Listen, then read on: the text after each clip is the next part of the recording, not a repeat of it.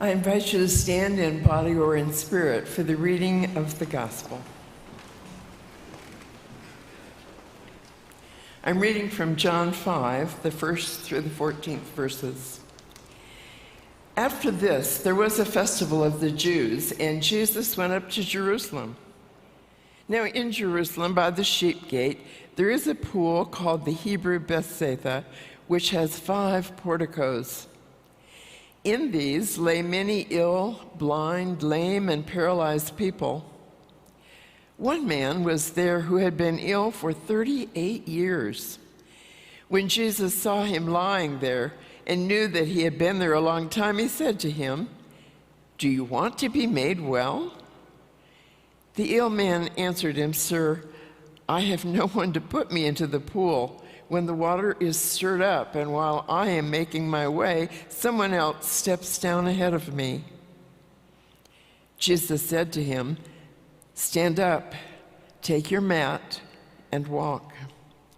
At once the man was made well, and he took up his mat, and he began to walk. Now that day was the Sabbath, so the Jews said to the man who had been cured, "It is the Sabbath. It is not lawful for you to carry your mat." But he answered them, "The man who made me well said to me, 'Take up your mat and walk.'"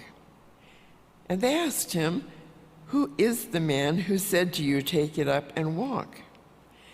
Now the man who had been healed did not know who it was, for Jesus had disappeared in the crowd, and that was there. Later, Jesus found him in the temple and said to him, "See, you have been made well. Do not sin anymore, so that nothing worse happens to you." You may be seated for a time of silence.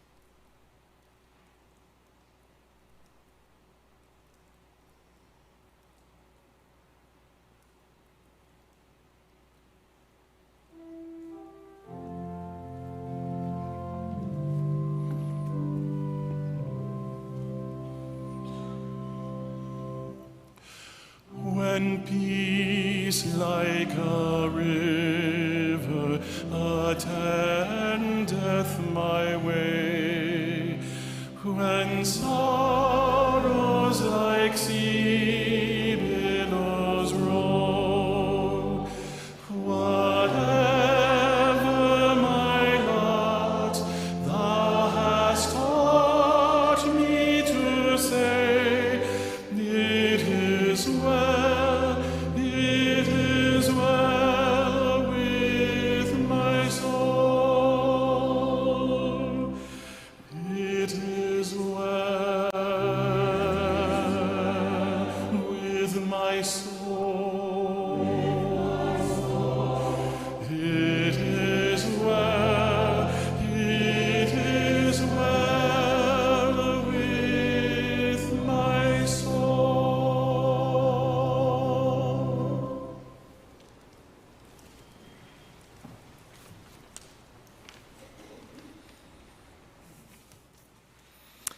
Hello, beautiful people of Calvary. I have heard so much of you, much about you. And I bring greetings from your sister Baptist church in Dallas, Wilshire, You know, of course, that some sisters are closer than others.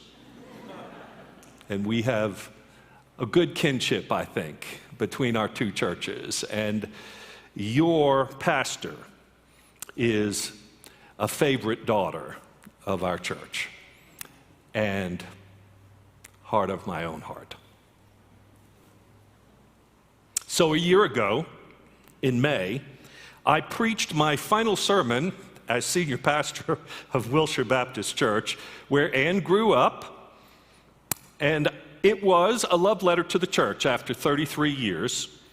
And I considered this milestone of your relationship to Ann as your pastor, and thinking back, one image came flooding to my mind from that sermon, and I thought I would share it with you today.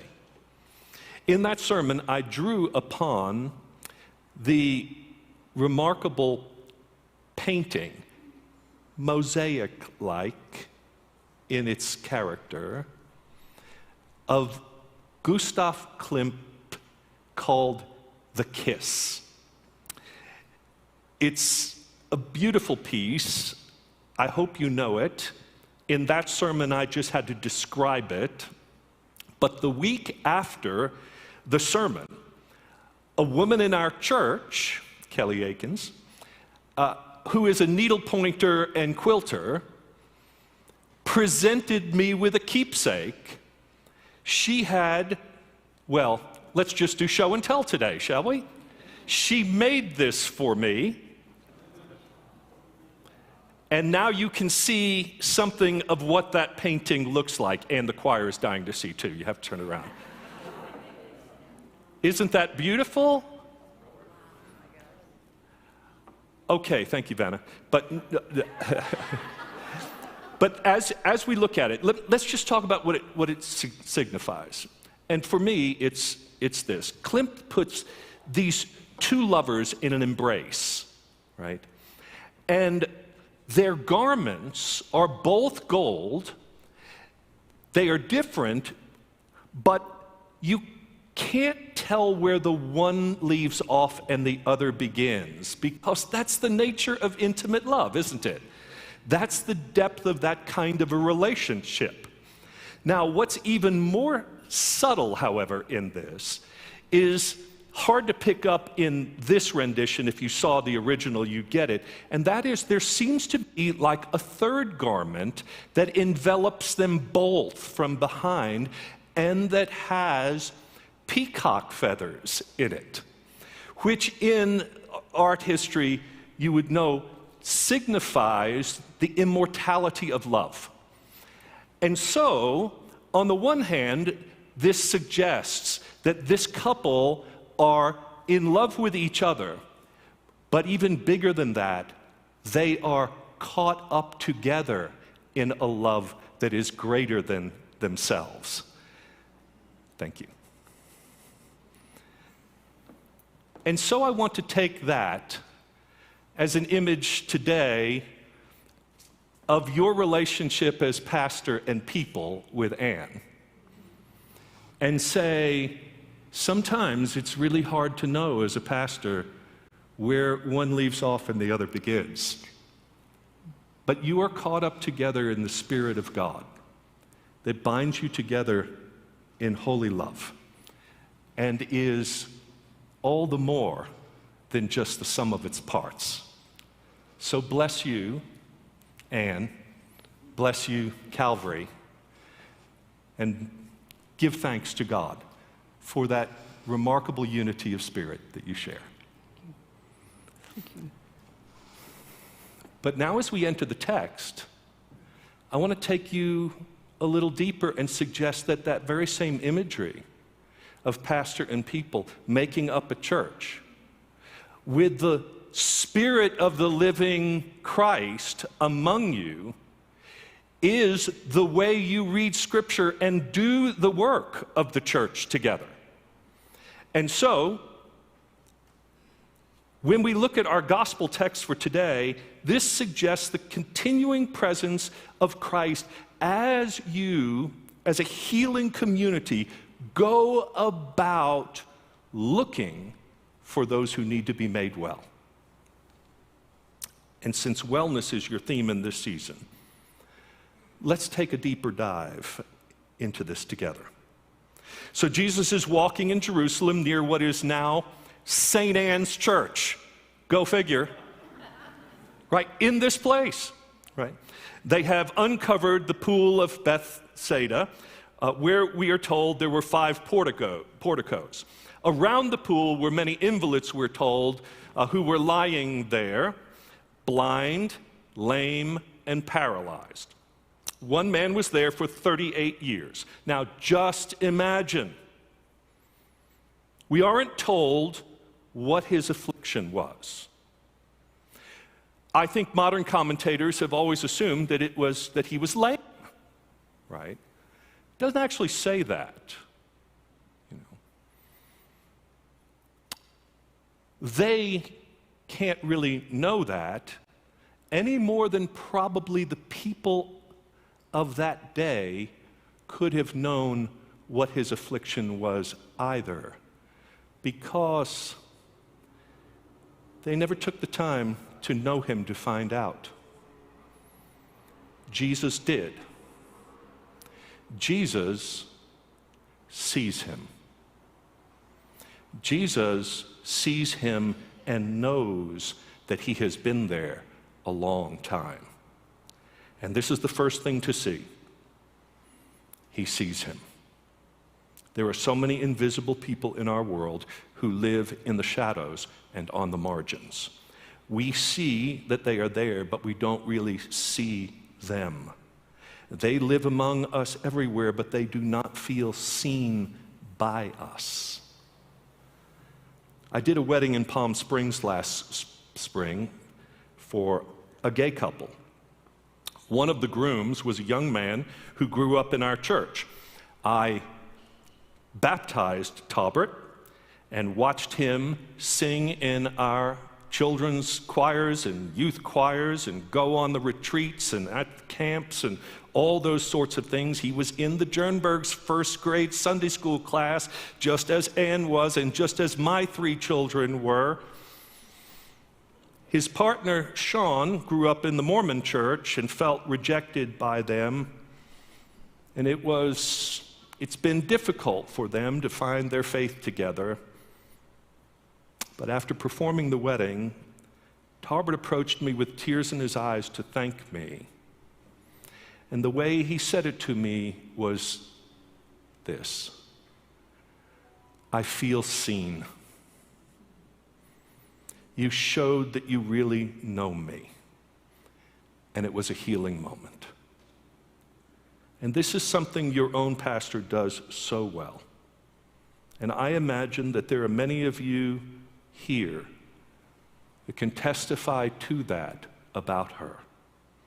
Anne doesn't just look around for the people who are already well and good. Those who are in the middle of things at church, those who can bring their considerable gifts to the church, whether spiritual gifts of service or financial gifts. She sees you as if she knows you in all your hurts and struggles.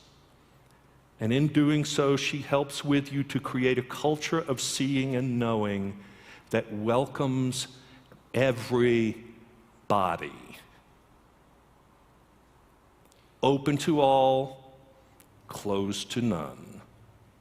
A Christ-like community that experiences and shares God's love. This is also why the National Baptist Women in Ministry Organization has given you, Calvary, the 2023 Church of Excellence Award. Years ago, when I was trying to nudge Anne toward being a pastor, she confessed to me that although our church believed in women in ministry, and although we ordained women to ministry, she had rarely ever seen a woman preach. And so becoming a pastor was not in her imagination. Well, no worries here at Calvary. You have a staff full of women. You have a legacy of women who are pastors. I mean, women know that they are seen here, not for whom they are married to, but for themselves. I wonder if young boys need to see that there's a man in the pulpit today, and that maybe they could preach too, Anyway, but well done, Calvary. When Jesus sees the man at the pool, he asks him the all-important defining question: do you want to be made well? Now, why this question? Shouldn't it be obvious that he would want to be made well? Yes and no. In simply asking the question, though, Jesus breaks through the paralysis the man must have been feeling after 38 years. He was giving him agency. Jesus was not the point. He was not just a miracle worker who was going to do a one-off miracle here, call attention to himself and all his divine power. That isn't the way divine power works. God wills us well. But God does not override our will in making us well.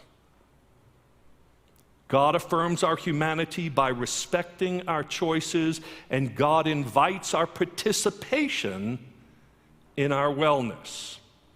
So the word that John uses to translate Jesus' word for well is the same word from which we get the English word hygiene.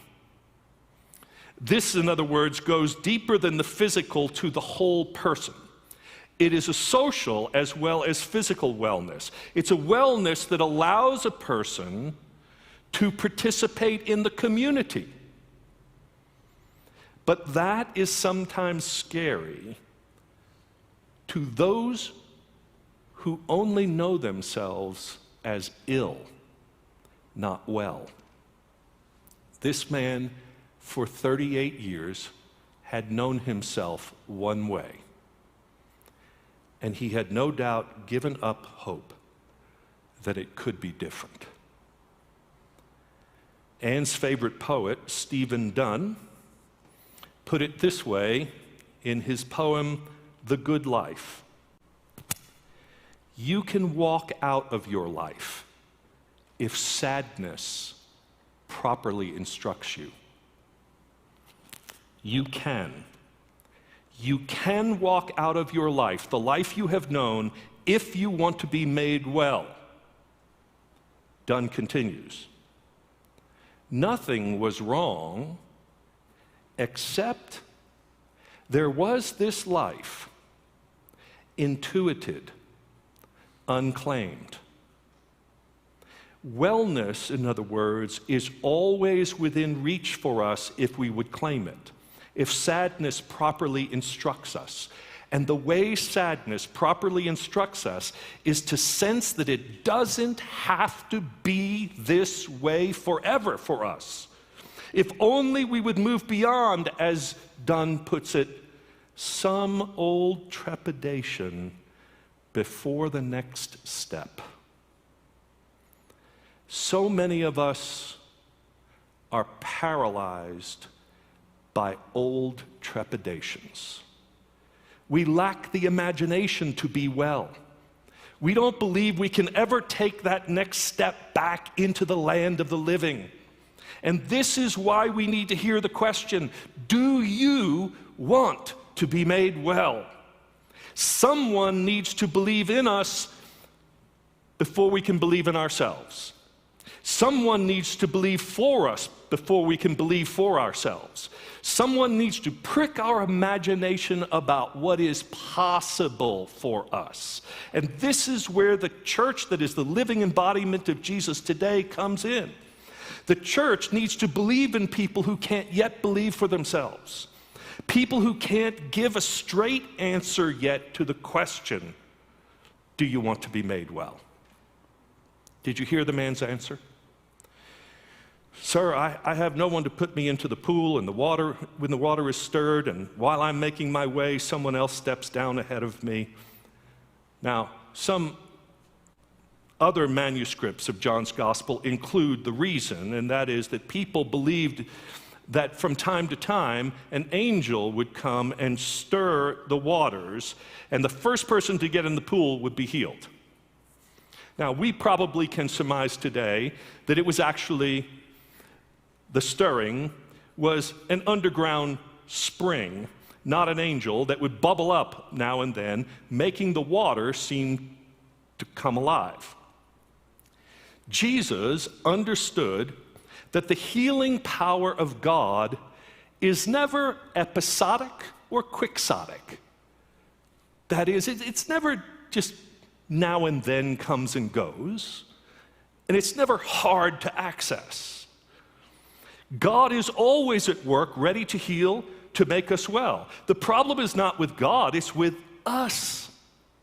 And by us, I mean those of us who keep alive these prohibitive systems that make it seem that healing is only episodic and quixotic.